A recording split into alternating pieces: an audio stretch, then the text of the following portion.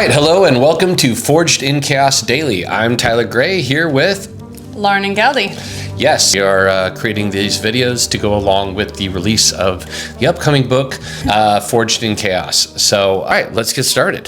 All right, sounds good. Today, we could talk about a little subject I like to call LTSD. LTSD. Which actually, let me tell you a little, well, not you, but tell you, a little joke Might about already know. LTSD. Yeah, we talked about this yesterday. So I used to call LTSD a theory, or I used to say the term LTSD theory.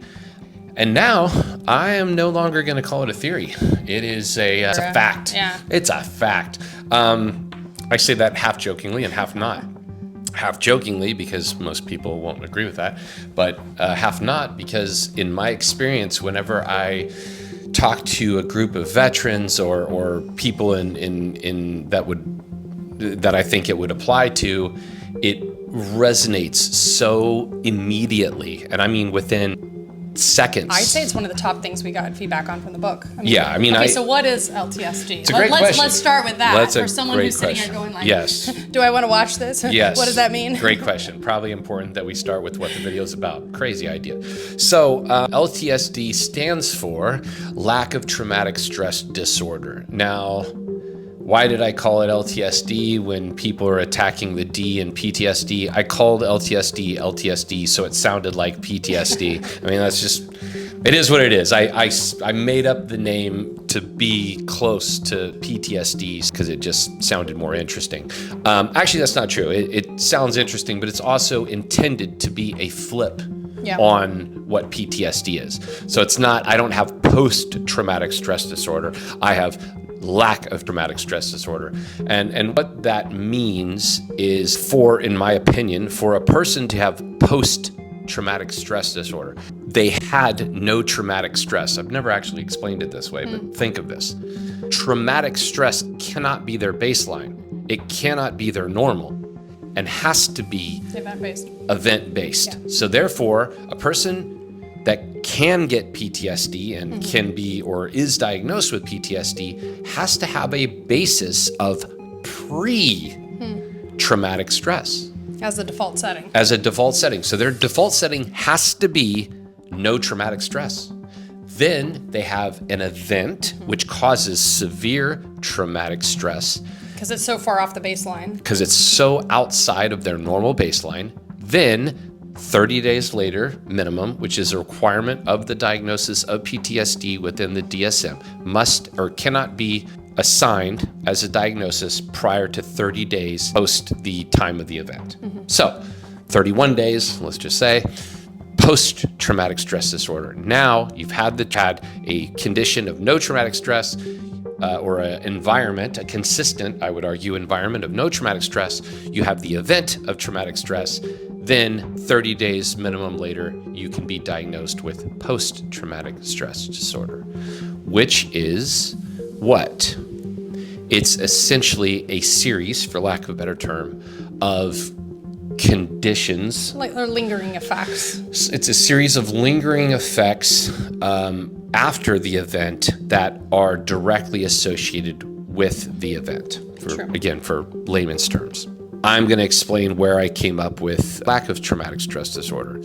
So for me, I went to the VA and multiple times, but 2008 timeframe seems to be the one where I remember it the most clear. And I think it's the one we detail in the book, which is when I went in there and got, 8 to 12 bottles of drugs. Not that I chose, but that they gave me, took them as prescribed, and then was essentially unable to function as a human being.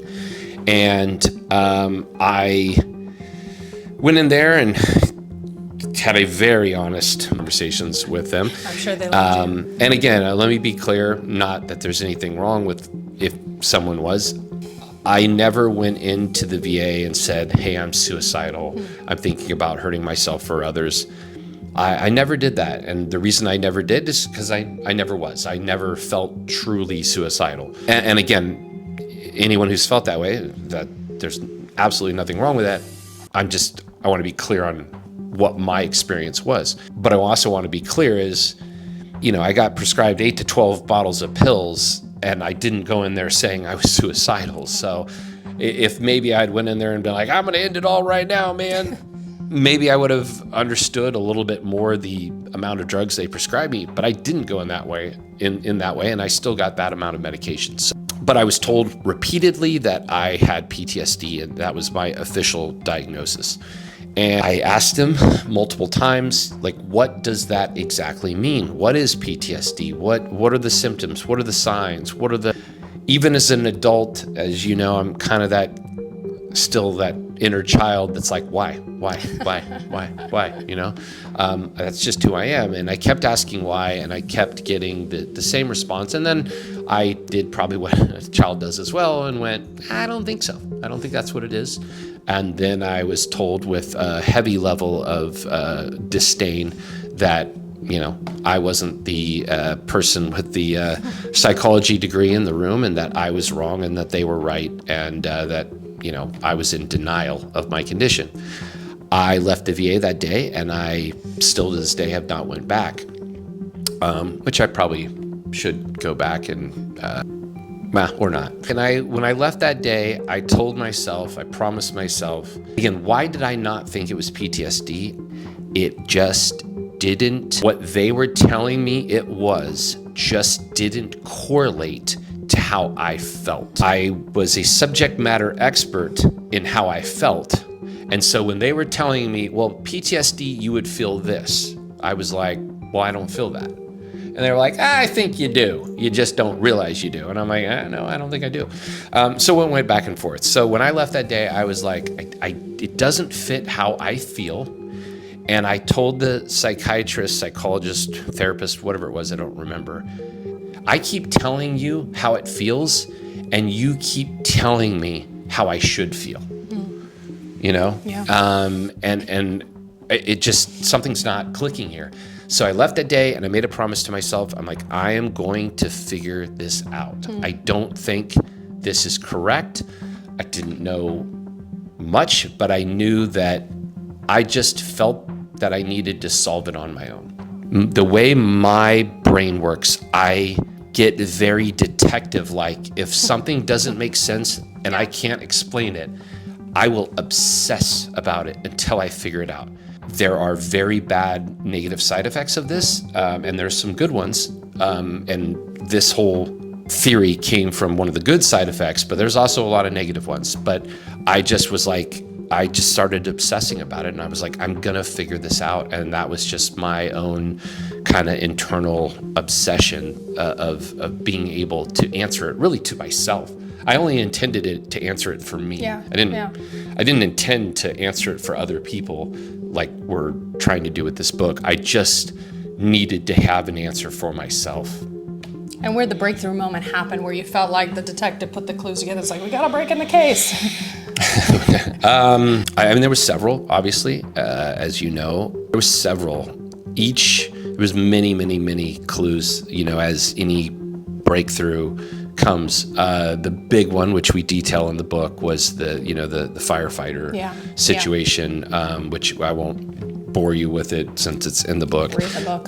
Read the book. Buy the book. Force of Chaos. July 15th. But I detail in the book we'll just call it the firefighter story in LA. You're driving late at night. I'm driving late at night. You see a fire. I see a fire. You find yourself running. I'm running towards the fire, and then I realize that I'm not a firefighter, and what the fuck am I doing? Back in the car. Sit for 2 hours. Drove down the street, pulled over, sat there for 2 to 3 hours. I don't know how long it was, and I wish I remembered that